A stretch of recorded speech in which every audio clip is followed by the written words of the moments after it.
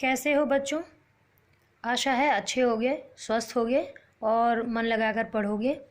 फिर से बच्चों ने कुछ डिमांड किया है कि मैम घर्षण के नियम बता दीजिए। तो यहाँ पर लोगों को लगता है, कभी कभी बच्चों को क्लास में भी लगता है कि इतना आसान है, छोटा है, थ्योरेटिकल है, पूछेंगे तो डांटेंगे, हंसेंगे। ये सारी बातें जो हेजिटेशन होता है ना, विदाउट एनी हेजिटेशन आपको टीचर से पूछना चाहिए। और बच्चों ने पूछा है तो उसके लिए मैं अब ये टॉपिक आप लोग के लिए लेकर के आई हूँ।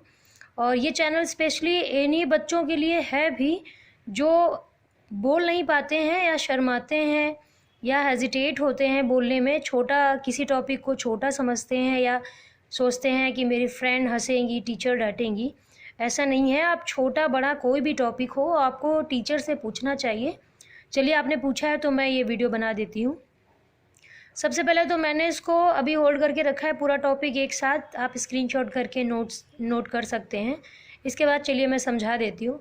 सबसे पहले तो घर्षण आपको पता ही है। घर्षण जो है एक अपोजिट मोशन के अपोजिट डायरेक्शन में लगने वाला फोर्स होता है। जब कहीं पर दो तल संपर्क में होते हैं और गति होती है या होने वाली होती है तो घर्षण बल एक्शन में आता है, और जो हमेशा गति की, या दूसरे शब्दों में कहें कि अगर हम बल लगा रहे हैं जिस दिशा में, उसके विपरीत दिशा में कार्य करेगा। मैंने एक शॉर्ट नोट इस बात का बना दिया है। इसको भी आप लिख सकते हैं नियम के अंतर्गत कि घर्षण जो होता है या घर्षण बल होता है, यहाँ पर बल भी ऐड कर लीजिए। घर्षण बल जो होता है वो सदैव गति की विपरीत दिशा में, या जो हम फोर्स लगा रहे हैं ऑब्वियसली उसी डायरेक्शन में गति होने वाली है, उसके विपरीत दिशा में लगता है। यहाँ पर मैंने उसको लिखा हुआ है और मोशन, अप्लाइड फोर्स और मोशन, यानी कि जो फ्रिक्शनल फोर्स है that will be opposite to the applied force और अपोजिट टू द मोशन। अब यहाँ पर नियम की हम लोग बात कर लेते हैं। सबसे पहले यहाँ पर जो घर्षण के नियम है, या हम सीमांत घर्षण के नियम है, उनको समझने के लिए एक बार सीमांत घर्षण बल को भी समझ लेते हैं।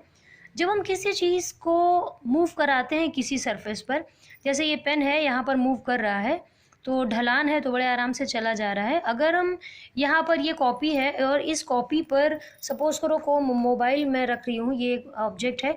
अब इसको यदि मैं मूव कराना चाहती हूँ तो यहाँ पर मैंने जैसे फोर्स लगाया है, I am applying force with my finger, but अब ये मूव नहीं कर रहा, लेकिन अब ये चला। बट एक कंडीशन होती है, जब ये चलने ही वाला होता है उस समय जो मैक्सिमम फोर्स हम लगा रहे होते हैं, और उसको बैलेंस करने के लिए संपर्क तलों पर जो अपोजिट डायरेक्शन में बल लग रहा होता है उसे हम सीमांत घर्षण कहते हैं। क्या कहते हैं? सीमांत घर्षण कहते हैं। और ये किस कंडीशन में होता है? Body is just about to move, लेकिन अभी मूव कर नहीं रही है, चल नहीं रही है, यानी कि अभी भी स्थैतिक कंडीशन में है। और यानी कि जो बल होता है, जो घर्षण बल हो रहा है, वो कैसा है? अभी स्थैतिक घर्षण बल है। और कब है? किस कंडीशन में? अपने अधिकतम कंडीशन में, अधिकतम वैल्यू उसकी लग रही है। और अगर इससे तनिक भी ज़्यादा हमने स्थैतिक घर्षण बल किया तो अब वस्तु चल पड़ेगी, और उस समय जो घर्षण बल लगेगा वो गतिक घर्षण बल होगा। ठीक है, तो अब यहाँ पर हम सिर्फ इसी टॉपिक को लेकर के बात करते हैं। सारा टॉपिक पढ़ाने लगेंगे तो फिर बहुत लंबा चैप्टर चला जाएगा, लाइक जैसे क्लास हो रही है तो 40 मिनट लग जाएंगे, वीडियो अपलोड नहीं हो पाएगा। चलिए यहाँ पर देखते हैं।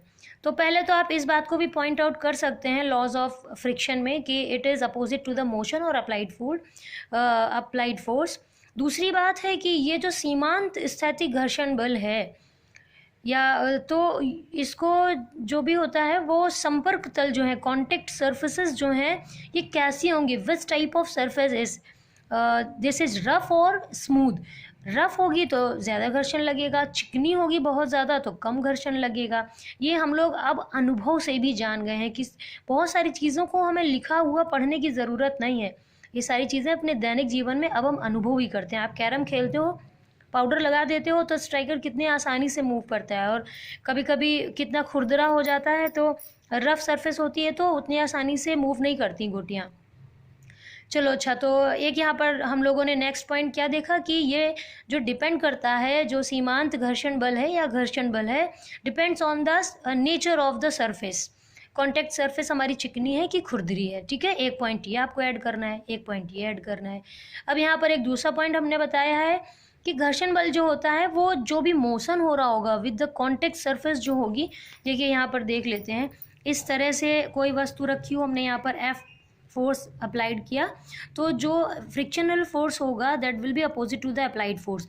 और ऑब्वियस सी बात है, अगर हम यहाँ पर बल लगा के इसको खींचेंगे तो ये इधर इस डायरेक्शन में चलेगी, तो हम दूसरे शब्दों में कह सकते हैं अपोजिट टू द मोशन।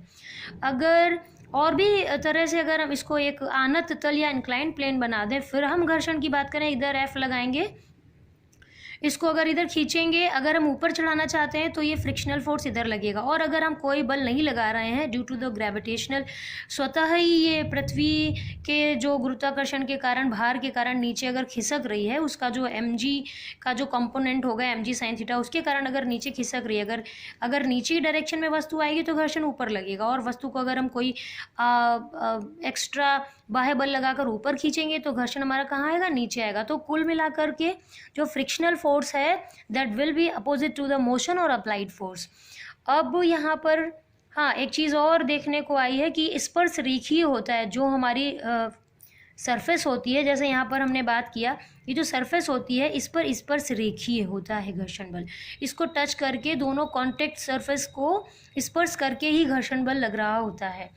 और क्या है, एक और पॉइंट है कि जो सीमांत घर्षण बल होता है या नॉर्मल, हम जब भी घर्षण बल की बात करेंगे, ये अभिलंब प्रतिक्रिया यानी कि नॉर्मल रिएक्शन फोर्स जो लगता है उसके प्रोपोर्शनल होता है। नॉर्मल रिएक्शन फोर्स आर के प्रोपोर्शनल होता है।